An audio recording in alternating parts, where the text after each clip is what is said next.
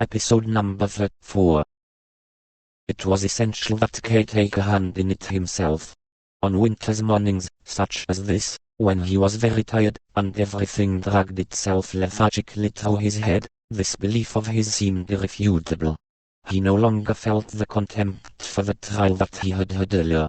If he had been alone in the world, it would have been easy for him to ignore it, although it was also certain that, in that case, the trial would never have arisen in the first place. But now, his uncle had already dragged him to see the lawyer. He had to take account of his family. His job was no longer totally separate from the progress of the trial. He himself had carelessly, with a certain, inexplicable complacence, mentioned it to acquaintances, and others had learned about it in ways he did not know. His relationship with Miss Bustner seemed to be in trouble because of it. In short, he no longer had a choice whether he would accept the trial or turn it down. He was in the middle of it, and had to defend himself. If he was tired, then that was bad. But there was no reason to act too much before he needed to.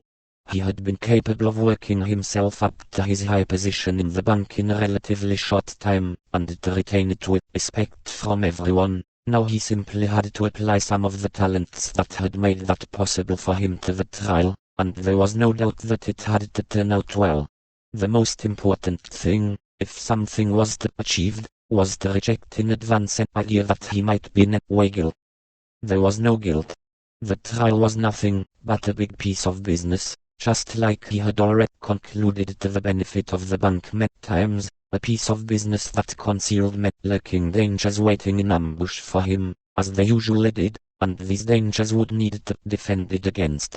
If that was to be achieved, then he must not entertain an idea of guilt. Whatever he did, he would need to look after his own interests as closely as he could. Seen in this way, there was no choice but to take his representation away from the lawyer very soon, at best that very evening.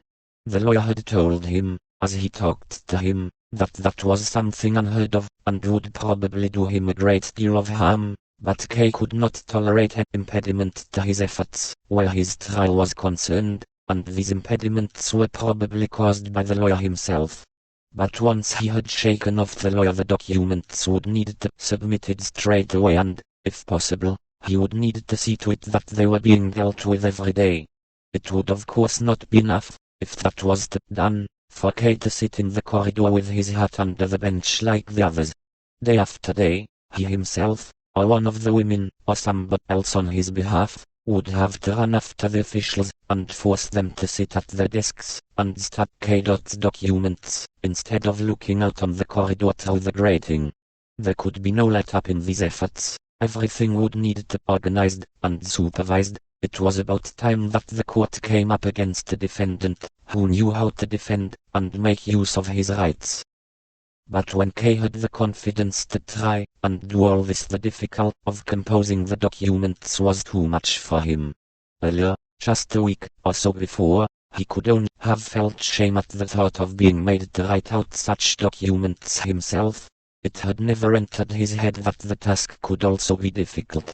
He remembered one morning when, already piled up with work, he suddenly shoved everything to one side, and took a pad of paper on which he sketched out some of his thoughts on how documents of this sort should proceed.